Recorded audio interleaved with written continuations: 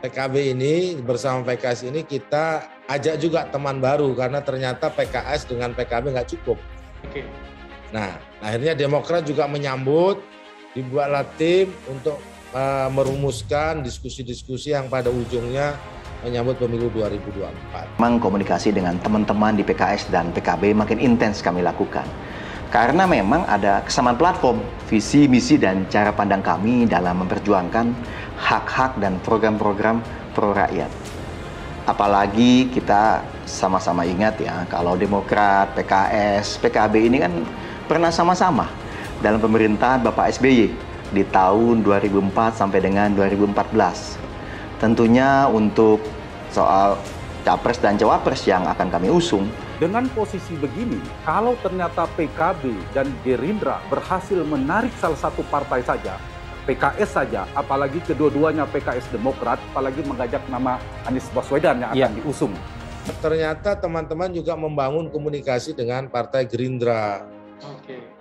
Nah, Gus Muhaimin kemudian janjian dengan Pak Prabowo hadir, bertemu di Kartanegara 4. Nah, ternyata ini baru pertama kali bertemu. Ya. Nah, sekali bertemu kira-kira sepakat untuk kerjasama. Kerjasama di Pilpres, di Pileg, dan lain-lain. Dan tetap membuka kerjasama dengan partai-partai lain. Jadi tidak ada yang terganggu di situ. Karena yang kami utamakan adalah apa yang terbaik untuk rakyat.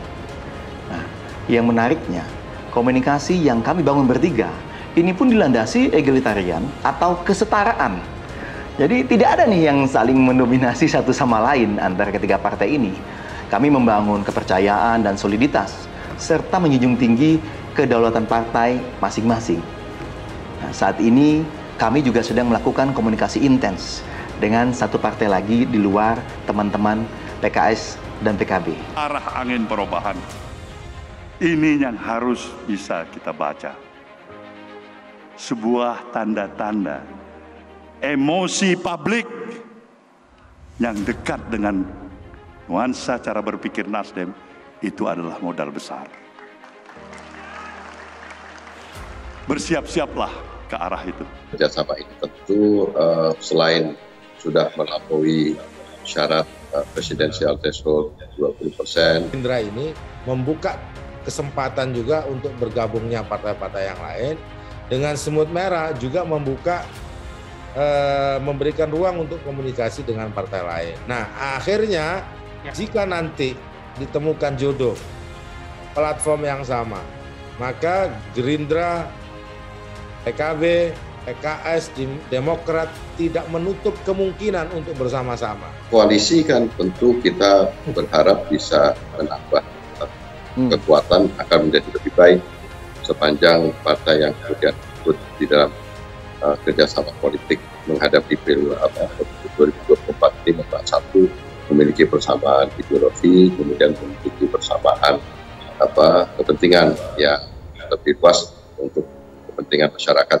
Jadi harapannya memang setelah dengan PKB ini tentu Gerindra juga berpandangan bahwa tetap membuka diri untuk bisa mengajak satu dua partai itu. Kan sekarang masih ada PKS, ada Partai Demokrat. Mas AHY juga bertemu dengan Pak Prabowo. Ya. Dan kita tahu, dan kita juga nggak ada soal, karena memang komitmennya atau kesepakatannya tetap membuka komunikasi dengan partai yang lain, termasuk Demokrat. Kita enjoy the process, kita senang sekali, makin lama makin hangat, makin harmonis dalam arti semangatnya itu makin bertemu, dan insya Allah tentu ketika ada ruang dan momentum yang baik ya pada saatnya. Gambaran kerinduan publik terhadap adanya kepemimpinan baru yang usianya masih muda, yang relatif masih muda, tentu Pak Anies Baswedan dan AHY, yang memiliki harapan baru, cita-cita baru untuk Indonesia yang jauh lebih maju dibandingkan hari ini. Dan itu terasa sekali gitu.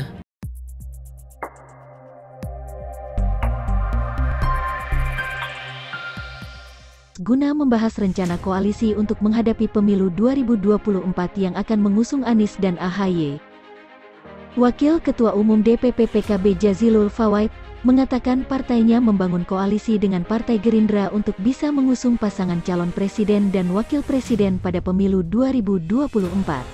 Meski demikian, PKB dan Gerindra sepakat tetap membuka komunikasi dengan partai-partai lain termasuk PKS, Nasdem dan Demokrat untuk bisa bergabung.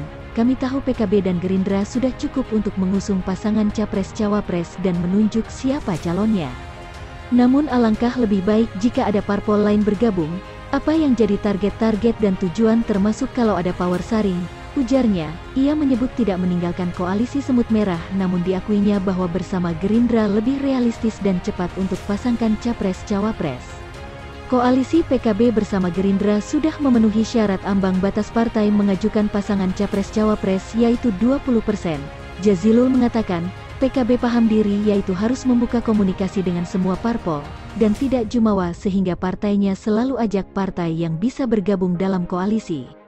PKB tahu diri karena punya 10% suara, ketika bersama Gerindra, ini semakin dekat karena untuk persyaratan 20% terpenuhi apalagi nanti semut merah bergabung, maka akan lebih meyakinkan koalisi ini menang, ujarnya. Jazilul menjelaskan, Gerindra setuju kalau PKB tetap menjalin komunikasi dengan partai-partai lain termasuk Demokrat, Nasdem dan PKS, yang kemungkinan berkoalisi ke depannya. Sebelumnya Koordinator Juru Bicara Partai Demokrat Herzaki Mahendra Putra, mengakui bahwa Partai Demokrat tengah membuka komunikasi dengan PKB dan PKS seiring dengan rencana membangun koalisi bersama. Diakui Demokrat, mereka harus memiliki koalisi untuk memenuhi ambang batas pencalonan presiden sebesar 20%. Akhir-akhir ini, komunikasi dengan PKS dan PKB makin intens, kata Herzaki. Herzaki mengatakan Demokrat memiliki kesamaan platform dengan PKB dan PKS. Kesamaan itu tampak dari visi dan cara pandang partai dalam memperjuangkan hak-hak dan program-program pro-rakyat. Apalagi Demokrat, PKS, PKB pernah sama-sama dalam pemerintahan pada periode tahun 2004 sampai tahun 2014, ujar Herzaki. Sejauh ini Demokrat terus membangun komunikasi berlandaskan egalitarian atau kesetaraan. Tanpa saling mendominasi satu sama lain, membangun kepercayaan dan soliditas, serta menjunjung tinggi kedaulatan partai masing-masing, kata Herzaki. DPP Partai Demokrat menanggapi santai soal kemunculan Koalisi Kebangkitan Indonesia Raya, KKIR, yang dibentuk Gerindra dan PKB. Meskipun, Demokrat sebelumnya sempat melakukan sejumlah pertemuan dengan PKB dan PKS guna membahas rencana koalisi untuk menghadapi pemilu 2024 yang akan mengusung Anies dan AHY, ujarnya.